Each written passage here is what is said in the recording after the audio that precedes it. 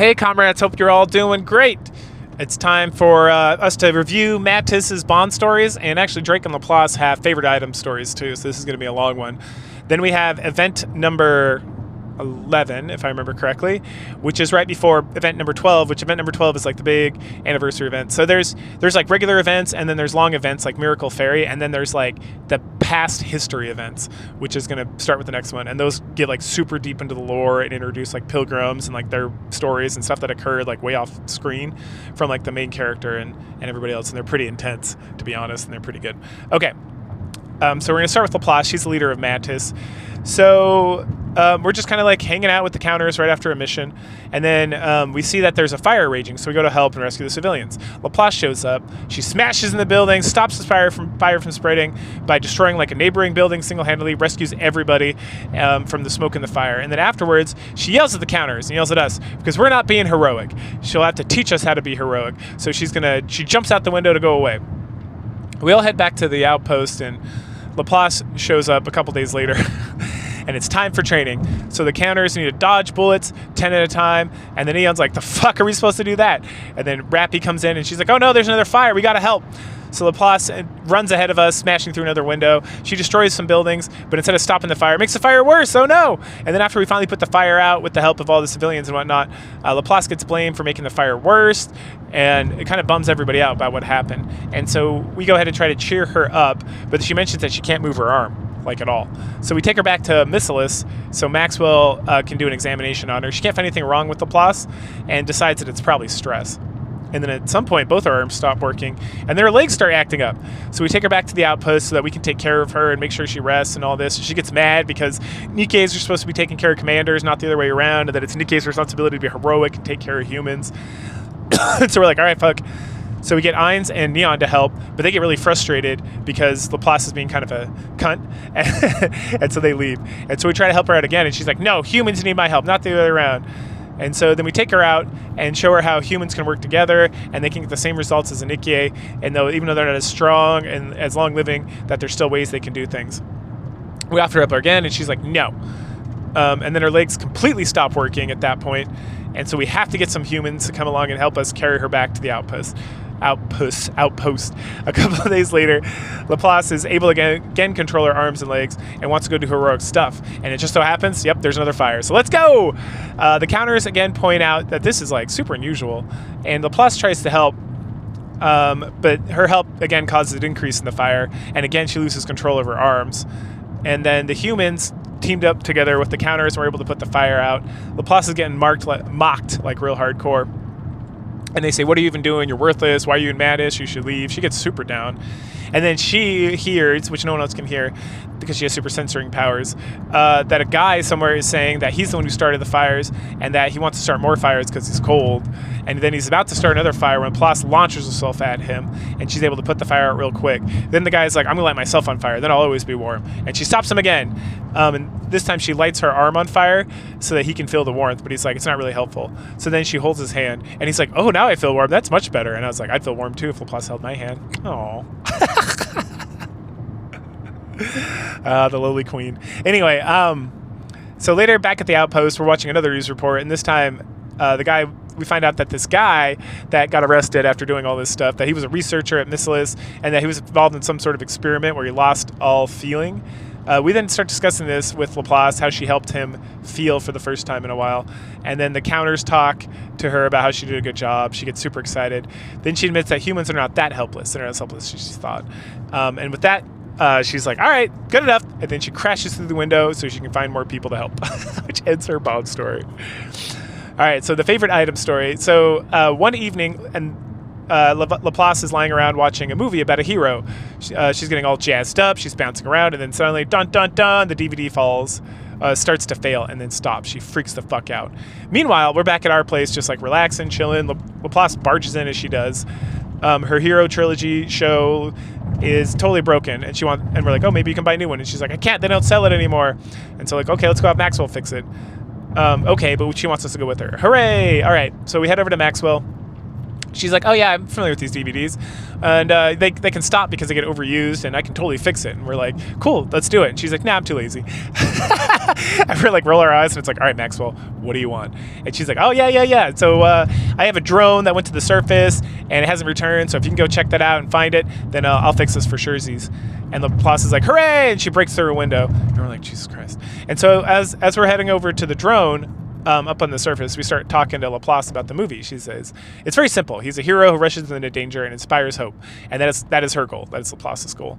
So we talked to her about the Goddess Squad, how they were the first Nikkes, and how she wants to be like them, but even better. Let's see. Oh, and that Laplace, when she was human, I think she was still human at this point, that she would see the Goddess Squad, and they inspired her because she loves them because they inspired people's hope, and that's what she wants to do. And that things have changed over the last 100 years. That originally the Nikkes were seen as like the Goddess Squad, like the best ever. They can do no wrong. They're humanity's saviors. And then people began to give up on the hope, and they began to dislike Nikkes and cause other problems. And then Nikke phobia began to grow because you have all these like sexy women who are like causing problems and Karens and stuff. Even more important, so now it's even more important for Laplace and others to inspire hope in humans and by reclaiming the surface and making sure that they're okay. We're very impressed by her commitment to this, and then we find the drone. It's got raptors around it, so Laplace is like, let's go, and destroys everything. So we return victorious to Maxwell. She fixes up the DVDs, and then Laplace is like, hey, you want to come over and watch these with us? And we're like, sure. And she's like, hooray! So she crashes through the window so she can get set up, make popcorn and all that shit before we get there. Before we can leave, Maxwell's like, hey, do you know anything about Laplace's past and about Sayun? And we're like, no. And then Maxwell kind of fills us in. Madness was the first Nikke squad that Missilus made. And not only that, but Laplace was the first successful Nikke conversion for Missilus. And that Missilus had been involved, like they were part of like one of the groups that was involved with the prototypes, the early Pilgrim models or the Grim models, first generation Grim models over a century ago. But then they didn't do anything else until very recently. And this is because they were involved with all sorts of other like communications and other kind of projects. But each CEO of Missilus has like left their mark with this or that. And that Sayun, when she made CEO, she was struggling with justifying her existence and how she was going to leave her mark. And so she came up with Project Mattis. And she did that because she ran into Laplace, who like inspired her to want to do that, because Laplace, even before she became a Nikke, was like, I want to bring hope, I want to do all this stuff, I want to be a hero. And Maxwell, who was a researcher at the time, not a Nikke, obviously, was like, oh, this chick's totally going to fail. She's like emaciated, she's weak, she's small, she's anemic. But surprisingly, Laplace inspired, was super successful. While others were losing or failing out or whatever, she kept being successful and kept leading the way and kept being excellent. And so even with like this concerns, that Sayun continued to look to her for like inspiration and to continue the project. And again, that's the reason why she's the leader, is because she inspires hope and because she never gives up and because she's super, super strong. And the whole time while she was going through the process, she was watching the video, the hero video that was just fixed, and she would like quote from it and talk about it, and it like gave her hope and gave her inspiration so that she was able to become such an excellent Nikke. And so when Maxwell asked her about it, like all those years ago when this all happened, Laplace mentioned that this was her hero manual, that this is how she was going to reclaim the surface and inspire others.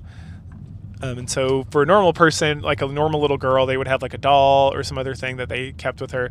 But for Laplace, it's these movies. So without them, she would be like very distraught and have a rough time. Okay, so then we head over to Laplace's place and we start eating popcorn with her, and she gets super into it and she's having a great time. We watch her like reenact scenes and hang out and just do all this crazy stuff. And at the end, she's like, "What'd you think?" And we're like, "We like the movie." And then she reenacts some more scenes. And she swears to us that we can always call on her for help, and that she will be the ultra hero for us and for the entire arc, which ends her story, and in a shockingly non-erotic way. Zero erotica or hints at romance with Laplace. So good for her. Oh goodness. Next up, we got Maxwell. So Maxwell comes to us with an offer. More like a request. She wants us to be her test subject. She reveals that she was a scientist, a researcher for Missilus, which we already knew about because of high-tech toys. Before she became a Nikke. She also mentions that the leg brace we had before, she's creating something like that, something that's going to give people more strength or give her essentially that she can use to have more accuracy and to be able to blow things up so much. But this time, instead of just like a little leg brace, it's a full-on bodysuit that she's working on, which is going to be so much better. So with that information, we go ahead and head up to the surface with her because she doesn't want Sayun to have to know that we're helping her with the experiment, because Sayun and us really don't get along, as you can tell from the main story. And so we test a whole bunch of stuff with the armor that she gives us, including this gun. And at some point, the gun goes off, makes this huge explosion, which alerts a bunch of raptures. She then takes the gun from us and uses it for herself, which essentially was her plan all along. She wanted us to test this thing, and if it works well, she's going to use it. And it's going to be super great and be even better than what she was given originally. We then talk about the relationship with her and the other Missilus Nikkes, how she's concerned that we have less of a relationship with the Missilus Nikkes because the counters, or our main squad, are all from Elysion and Tetra. And then we mentioned that we like Missilus Nikkes. In fact, I love Missilus Nikkes because Naga is the best. She is Missilus. So therefore, Missilus is the best company because they created that beautiful, fucking amazing thing. Anyway, and that part of the reason, there may seem like there's some issues between us and Missilus is because of Sayun, because she's a total cunt. And Maxwell's like, good, that makes me happy. I'm glad we can all be friends and hang out and do stuff. She keeps calling us cutie this whole time, and she's calling this suit like her cutie pie. Later on, she's on her own checking out the results from the experiment. And she sees that like nothing has really changed at that point in what she's looking at. Later on, we're practicing inside the Missilus Tower, and she's doing great. She's blowing everything up, taking care of business, doing everything. Everything's working out well, and she wants to keep going. But we finally convince her to take a little bit of a break. It's nighttime, and we head out to the park, and we get a lemonade for us and for her. And she mentions that it's her favorite drink. It was her favorite drink when she was human, right? But she usually doesn't indulge anymore in like really anything, because right now she's all about that optimization grind, right? So we talk a little bit about that, about being in public, and then she implies that we're going to go ahead and get some action for dessert, and it's like, do you want sex? And we're like, and she's like, no, you got a dirty mind, blah blah blah blah blah. And then later on, again, a lot of these sections end with her checking out performance results. And then despite having the lemonade, which gunks up her system because it's not optimally done, she sees that she's gotten better. Later on, she's distracted while continuing to make more improvements. And hey, why are you so distracted, right? We call her out on it. And she states that when she died as a human, it was in a lab that she developed on the surface, and that the Raptures destroyed it, and it was like gone forever, and that she was saved and turned into a Nikke and whatnot. But recently, the lab was lost, but recently someone's found the lab. They found it up on the surface. It's still kind of there, and it's deserted. But she wants to go check it out. And we're like, oh yeah, we'll take you. That's totally fine. So we go up there and we get to the lab. And then when we get there, we're like, hey, something seems strange about what's going on. And then we ask her about the tests that we've been doing being over, and she admits that she just wanted to spend more time with us, and that she really doesn't give a fuck about this lab. And then we call her out because, the whole time she's calling us cutie and calling the suit cutie pie. And she's like, what, no? And we're like, what, no cutie comment? And she's like, yeah, you're right. Ha, ha, ha, ha, ha. And then as on our way back from this lab and from this most recent test, we tease her, or she teases us about wanting sex with her. She checks out her performance this time, and she starts to realize that the bond level between us and her makes a huge difference in her performance. And she's trying to figure out what's causing that. And this is like pretty common information because throughout the game, I mean, the whole reason I'm doing these bond stories, as you do these bond stories, you get slight improvements in their like attack, defense, hit points, stuff like that, every time you level up a bond level, which is why your main force, it's like very important to get them like bonded up as fast as possible. At that point, she gets a message from Sayun about whether she's finished up with the experiment and the report and all that stuff. And Maxwell really doesn't want to stop having an excuse to hang out with us. And So she's like, yeah, okay, yeah, I'll get it figured out. And so later on, she sends a report. Oh no. So yeah, so later on she's gonna have to finish the report and end the experiment. So she comes and talks to us. She talks about that. She says she's sad that she won't have an excuse to hang out with us anymore. And then we mention that we can always do more experiments. And then she teases us about kissing, and then kisses us on the forehead. And we totally agreed to keep working with her. Later on, her experiment proves like she finishes the experiment, does the research, all that stuff, and it proves that bond levels do matter. That the closer a commander is with a Nikke, the better performance that Nikke is going to have, right? So it's like, oh, this is like proof in the pudding. She doesn't want us to be experimented on, so she changes some of the reports and sends kind of like a misleading report so that Missilus doesn't like grab us up and do experiments to find out how we're having an effect on Nikke's combat prowess. Simon hits her up and is like, I don't care about this report. There's nothing useful in here. And then she yells at Maxwell and then questions her about like the experiment. Did she actually give the full report? Is she hiding anything? And Maxwell's like, no, don't worry about it. And then after kind of that communication, Maxwell is like, oh man, I think I'm in love with the commander. Oh, no. Sayun says she thinks that Maxwell is in love with the commander. And Maxwell convinces her that it's not. Sayun threatens her some more. And says that if it's her will, Mattis will kill the commander, and then asks Maxwell if she'll go through with the order if that's what she does. And Maxwell's like, yes. So then later on at the outpost, Maxwell shows up. She's got another suit for us. And we're like, no, we don't want it. It's too hot. So at that point, she pushes us down and starts stripping herself. And then she's kisses us and says she needs more intimacy at this point. So that's right, it's time for sex. And that wraps up her Bond story. All right, next up is Drake. Drake's got a long story too because she just recently got a favorite item. So to start off with her Bond story, she wants to start a villains league, and because she wants to do that, she doesn't know anybody else who's a villain. She drags us along. So we wander around. We try to like figure out who else can be in the Villains League. We run into Sugar. She doesn't have a helmet, so she's unsafe, so Drake rejects that. Next, we find Guillotine, but then Drake's like, nah. Ainz and Neon get talked to, and Neon seems like she's game, and then she might be a good fit, but then Ainz drags her away because she want Ainz to get dragged in, or Neon to get dragged into any of that bullshit. Anyway, so Drake finally gives up, and she's like, fine, we'll just be villains by ourselves, you and me. First thing to do, dine and dash. So she takes us to this restaurant that looks like it's like run down, it's about to close. We head on in, Drake orders everything on the menu, and then when we eat up, she throws her autograph down and runs. At that point, we offer to pay to the old woman who's like running the place, but then the lady tells us that her daughter at some point had become a Nikke, and that Drake, like a mass-produced Nikke probably, and that Drake had protected her for years because Drake comes here all the time to eat and whatnot. And then after her daughter died, again, as like a Nikke, Drake would come by, and Drake just happened to show up every time the old lady was starting to miss her daughter, and so she's like grateful that Drake exists and she can have all the free food she wants. And so we head out, and Drake's celebrating her villainy, ? She's like, time for my villainy. So this time we're going to go cut in line. Let's see. Yep, so she cuts in line, and then we go somewhere else, and she runs around the neighborhood shouting Mattis propaganda to scare all the kids and to wake people up. We then walk. She makes us walk in the middle of like a bike path instead of like taking the normal path, and you know, these are like her acts of villainy. So later on, we're sitting around watching the news, and then we find out the original restaurant with the old lady, that business is booming because of the autograph and the attendance.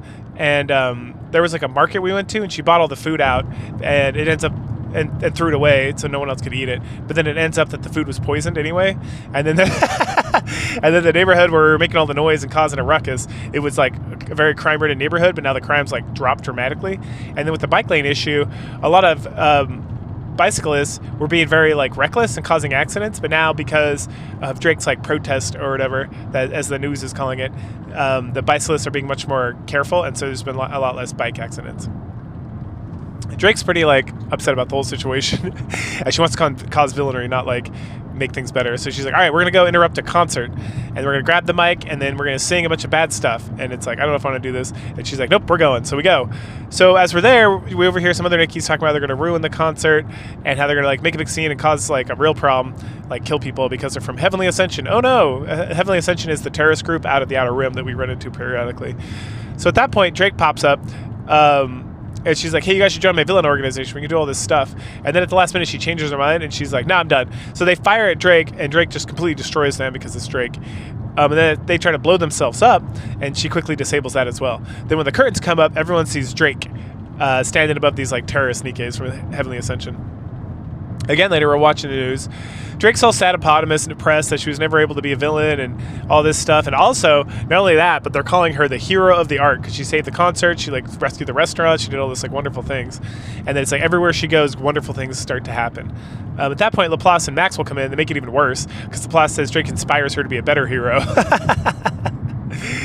A bit later on, we're watching TV by ourselves, and Drake's giving like a hero speech on the news. She comes in and she's like, all right, I got a new plan. I'm going to become the arc's greatest hero. And then at the last minute, I'm going to turn on everybody. Ooh. And then right as the Bond story ends, we consider how as long as Drake is around, the arc will truly always be a safe place. And that ends the Bond story. The favorite item story picks up like afterwards. Drake wakes up on her own with like a villainous laugh, and she knocks over the Terrifier figurine, which is from her favorite anime, and she's like, oh no, I need this! So she checks it out, but it's safe, and she's like, all right, time for villainy. Meanwhile, we are just chilling in our room, being like, oh, nice day of peace and relaxation, as usual with these stories, when Drake comes bursting in. And then she's like, all right, I'm ready, it's time to break everyone's heart, now that I'm the hero of the arc. And so then we're like, hey, what's that? And she's like, oh, it's Terrifier. And she explains that it's from her favorite anime villain. And we're like, okay, so what do you want to do with all this stuff? And so then, before we do that, oh no, what she wants to do is she wants to reenact all the dastardly deeds from the anime, so she can be just like Terrifier, and that can be great for her. So the first plan is that we're gonna go to the maid cafe, and we're gonna leave a bunch of nasty notes so people will get upset, and it ruins their day. So we mentioned that she has a maid costume at some point, and we talk about that. So we head over there. Soda's the only one there because the cafe's actually closed, because Coco and what's her fuck a day. Anyway, they're restocking. So Soda gets us drinks. We ask, like, yeah, give us whatever. Drake asks for some completely insane nonsense, and Soda apologizes. She doesn't have the ingredients for, like, stupid bullshit. And then she's like, yeah, whatever, just give me something easy. At that point, she starts writing notes. She demands we help. And then when Soda gets back, Drake laughs and rushes away. We chug our drink, and as we're about to leave, we tell Soda about the notes that Drake put everywhere and that she should probably get rid of them before anybody sees them. At that point, we meet up with Drake, and she's like, yay, we did it, I love it, I'm making Terrifier so proud, onward and more villainy. And we're like, oh, I feel sick with all this villainy, it's bullshit. So the next step is we go to the police station, because we're going to go over there, and what we want to do is break all the handcuffs, just like Terrifier did in some shows she watched. So we head over there. Miranda's all by herself, so we can't break the things there. Polly and Query are on patrol. So Drake tells her, like, hey, there's an incident near a park you gotta go check out right now. And Miranda's like, I don't know, I can't just leave her unless I have a really good reason. And we're like, no, it's cool, we'll watch Drake, you can go. And she's like, no, I still don't feel like it. But then a call comes in, and it's like, hey, there's something going on at the park. And because Drake and this call came in, Miranda's like, well, I feel like I gotta go. So she heads out, and then Drake starts breaking the cuffs. And at that point, we're like, hey, there's a fine if you get caught breaking, like, police equipment. And she's like, bro, how much? And it's like 1 million credits. And she's like, whoa. At that point, Query and Polly show up, and Drake runs off. We tell them about the call with Miranda, and they're like, okie dokie. We then track down Drake again. She's frustrated. We got fouled up again. All right, time for the third act. And then crack! Terrifier's head is snapped off. And she's like, no! And so we take her over to the toy store, which is where Balorta and Mika's hang tight from our previous, I think it's 2 weeks ago. 4 weeks ago we talked about that, our Bond stories. Drake's like, please, can you please prepare Terrifier? Balorta decides she's going to play a little prank and tell him they can't fix it. And, oh no, it's gone forever. I guess we'll just have to burn it in the fire or whatever. And then Mika's like, no, I can fix it. And then a little bit later on, Drake's like, what is it called? Going back and forth, like stressing out as if like a human being's in surgery. So we question her about the whole situation. And she mentions that the figurine is her oldest and dearest possession, and that Terrifier is cool, and therefore, because Terrifier is so cool, being a villain's cool, and so she wants to be a villain so she can be cool. Something like that. Anyway, so Mika comes out and it's like, oh, surgery's successful, and she explains that Balorta, because of her pranks, destroys toys all the time. So Mika's becoming like an expert at like repairing and fixing them. And then Drake's like, yes, it's time to get our villain picture, and she grabs Terrifier and runs off. And we're like, okay, cool. But before we go, because like, hey, do you know the story about Terrifier? And we're like, nope. And she's like, Drake might not have seen this either, but there's a huge redemption arc in the anime. So Terrifier starts off as a villain, but actually, secretly, he's doing all this good stuff. And at the end of the day, Terrifier is she ends up being like anti-hero, essentially like a hero, because she ends up saving everybody and doing great things. And we're like, huh. And then we hear great yelling from outside, so then we head off. So before we can take the picture, we start getting messages. We get a message from Soda. She was unable to pick up all the messages that, like the pieces of paper that Drake had left around, but they ended up being very helpful. Everyone who found them was like, oh, that's a good point, or yeah, I should break up with this guy, or whatever.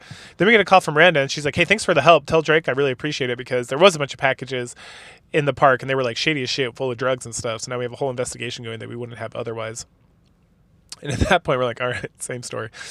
Drake does her supervillain pose, and then instead of saying like 3, 2, 1 or cheese, she demands that we call her the greatest villain ever. So we do, and then we take the picture, and then after that, we muse again about how the arc will always be safe as long as Drake performs her villainous acts, which always end up being good. Wrapping up with Mattis, we're then going to head to this week's event, which is License to Kill, and this one stars D and K, specifically D, and this is when this came out. This is when you could get her, and she's not a very good character meta-wise. But she gets like an overhaul later on that we'll hit up when that event pops up. Makes her great. But anyway, so the event starts off with D and K are pointing guns at a man identified as the president. He begs for them to reconsider, and they talk about making a choice. And then we have to make a choice, as in us, the commander, to kill or not to kill. So then at that point, of course, we go back in time a bit. We're super tired as usual, trying to take a shower to our room. But D and K are there in the shower with us. They have a mission, and we nope out. We're like, nope, not doing it. I'm out. They follow. And then they tell us that the president of COL Corporation, Cycle of Life, is being targeted by the judges. These judges are, so there's Nikke, who's the AI who makes kind of like judgments about the whole arc and runs things and everything like that. And then there's this group of judges, and this is the first time this has come up, who identify people who possibly need to be executed or taken out or dealt with, and then they hand it over to Perilous Siege here to go and be essentially Judge Dredd's, judge, jury, and executioner. And so the judges are the ones who determine who Perilous Siege will go see next. So what they explain to us is that Cycle of Life, excuse me, I'm a little sick. The company has grown exponentially, and now that it's almost as big as the big three, the guy came from the central government originally, and that he's been throwing money around philanthropy, donating money to the government and to other things, and that the whole thing seems very suspect. So we have to come with them to help them declare life or death, and we're like, no, why us? And it's because we're impartial. Is it because we're impartial? And they're like, no, not really. It's more so that you are in the central government as well. So because the guy's giving money out to the central government people, it would be better coming from you, and this way they don't have to like take as much responsibility. Essentially, they can like they literally like toss us the hot potato. And so how do we find out if this guy's guilty or not? D and K have a plan. What's going to happen is D and us we're going to disguise ourselves as employees for this company, and we're going to go work our way up. And then we're like, hold on, why doesn't Nikke just make the decision herself? And this is where it gets into all the stuff I was going to talk about before. That she leaves a lot of these kind of unimportant decisions up to the judges. And essentially, it's like any kind of petty disputes. And petty disputes are anything that does not affect the arc and its existence. So Kay uses the example of human trafficking, which is very bad. But for the sake of the arc, Ink's like, doesn't matter. Judges can decide, right? So it's not the people who do human trafficking don't get punished. It's the fact that for Nikke, she's got like way more other things she's got to worry about. So the judges take care about it. Because people being human trafficked doesn't affect the arc at large unless it becomes like a large issue. So, and there's lots of other petty concerns like that, and that's why the judges were created. Okay, so Kay's gonna go look into like some of this medical philanthropy, like this hospital system, and see what's going on. D and K have already gotten the employee paperwork, so we're going to start the next morning. We're going to wake up D and go to work. So we do. We go to the warehouse, and we work all day, and it's super tiring. And then D's like, I'm not bothered by it, because of course she's not. She's a fucking Nikke. At some point, our supervisor comes by to talk to us.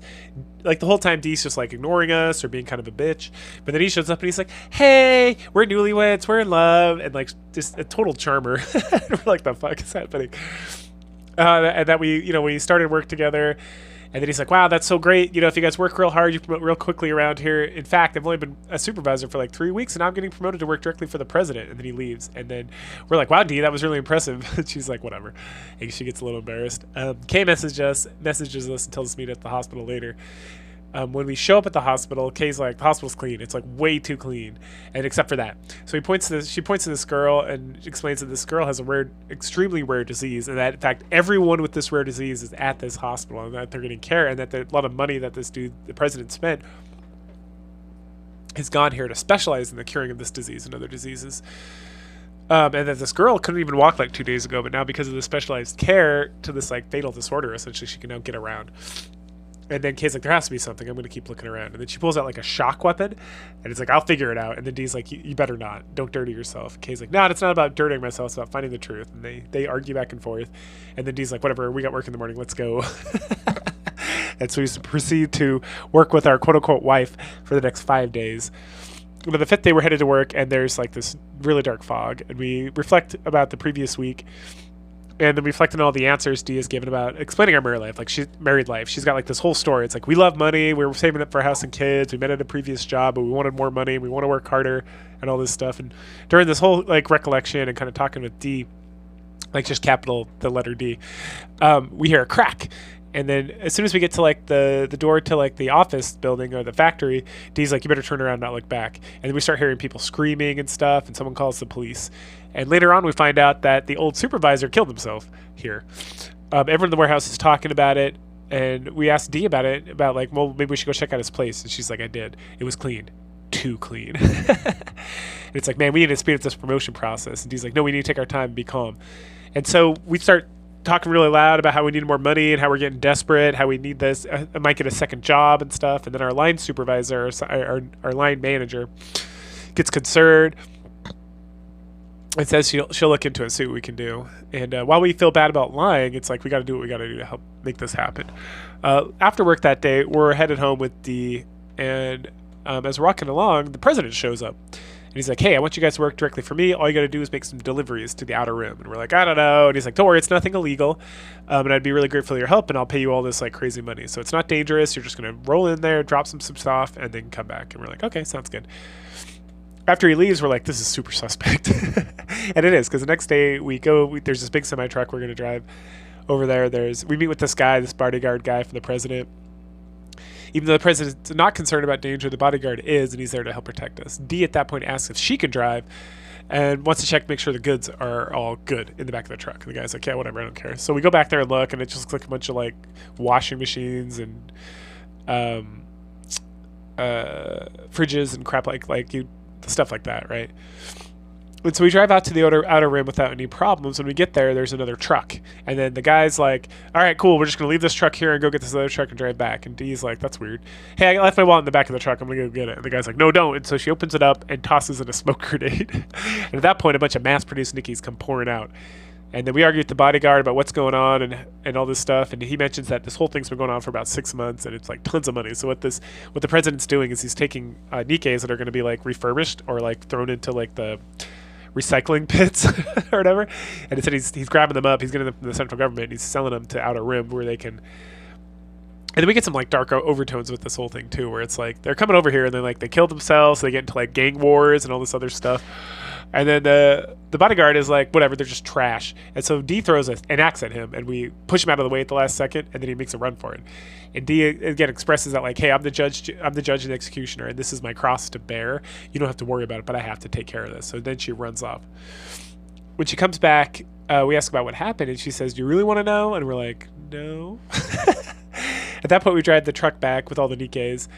The next day we're resting in our place is because we didn't go to work, obviously. And then Dee comes in and she gives us the history of the president that she was able to dig up. So the president used to be a member of Saime Kai, which you remember is Sakura's kind of Yakuza gang, and that he got kicked out for doing shady shit. So he started his own group of gangs, and they all got killed. So at that point, he had made some connections, and he made a deal where he bought Nikkes and weapons and then sold them, and that's how he started his company. And that he always has deep pockets for gifts and for philanthropy and all this stuff, like the hospital. Kay then shows up, and she's like, the hospital's squeaky clean.